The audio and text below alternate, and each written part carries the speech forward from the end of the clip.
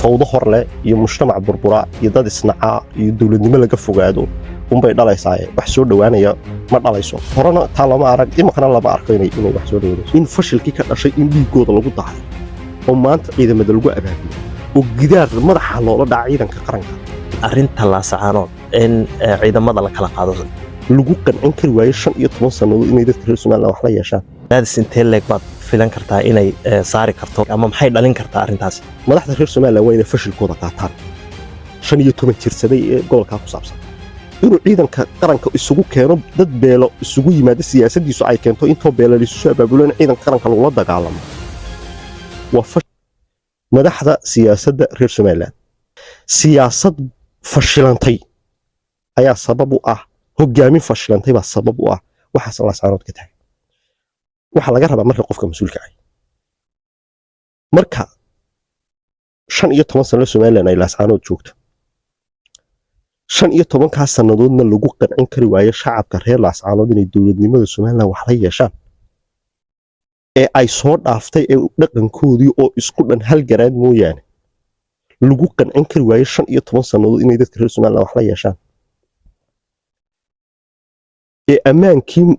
dadka eliitka u ah wax garadka u ah reer laasacaanood joogto loo laayay ku dambaysa garan mayno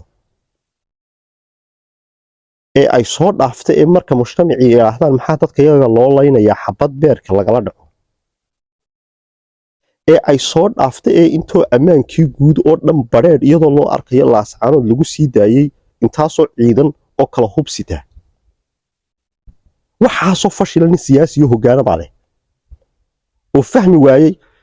waxa soo socda wax bareerka ammaankoodii gacanta uga saaray dabeetana uu yiraahdo ku dhiig baxa oo habeen iyo maalin laasacaanood ku dhinta deegaanada ku xeeran Soomaaliland oo dhan intoo colaado qabiil oo isagu qofka madaxda ah Soomaaliland madaxda way mas'uul ka yahay Muuse Biixi Cabdi uu mas'uul ka yahay inuu ciidanka qaranka isugu keeno dad beelo isugu yimaado siyaasadiisu ay keento intoo beelal isu abaabulaan ciidanka qaranka lagula dagaalamo waa fashil qof madaxa oo siyaasiya oo mas'uuliyad loo dhibay uu galay sax ma aha fashilka maanta dadka reer Soomaaliland in fashilkii ka dhashay in dhiigooda lagu daayo oo maanta ciidamada lagu abaabulo oo gidaar madaxa loola dhaca ciidanka qaranka oo ay ku dhintaan iyagoo gaadh ka hayo gooja cadde laasacaanoodna cid kale haysto suurtagal maaha waa qeyr mas'uuliin ama Mareykan ha sheego ama cid doon shaasho sidee baad sax u aragtaa ku kaamicnaha waxaan sax u arkaa horena waan u sheegay waan cadeeyay madaxda reer Soomaaliland waa inay fashilkooda qaataan 15 jirsaday ee gobolka ku saabsan waliba laasacaanood ku saabsan dowladnimadu waa consent waa is ogolaansho mujtamac qori xaaradii dowladda meel laga dhaadhiciyaa ma jiro waa inay fashilka qaataan sida saxdii waxa weeye haddii meeshii mujtamacii lagu qancin kari waayo dowladnimadii qori xaaradii cid ku qancin karta ma jirto haddii taasi aanay suurtagal ahayn sabab ciidanka qaranku ugu dhiig baxo gooja cadda ma jirto waa in ciidanka meesha laga soo qaado og la keeno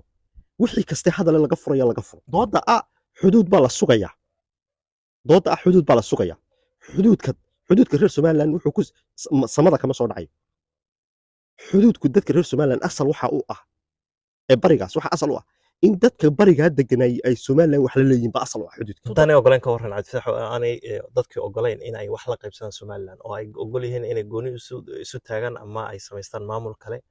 in arrintaas ee lagu qancin karaa walaaltaas way caday adduunyada inta doonta wad hadda 15 sano laga joogaa intii Soomaaliland laasacaanood joogay halkaas hadda maraysa 30 sano haddii ka soo wareegto 50 sano haddii ka soo wareegto halkaas ay joogaysaa cid qasbi karta dadka deegaanada qasbi karto Soomaaliland ku qasbi karta ma jirto waxa asalkii waxa weeye mujtamaca Soomaaliland 2007 tagtay laasacaanood intii ay tagtay kadib aqoonsi uma soo kordhin laasacaanood ba ayaa la qabsayay aqoonsi ba hesheena hooyo lama oran horteedna iyadoo 2007 ka horeysay Soomaaliland dhismayso dowladnimo ka shaqeynayso mujtamaceed wada lahaa ummad la joojoba macna ma soo kordhinayso wixii kaste xalay dambe laga fakaro laakiin dhiigga daadanaya madaxna ku daadanayeen objective uu gaaraya jirin waa in dadka reer Soomaaliland laga dhoojo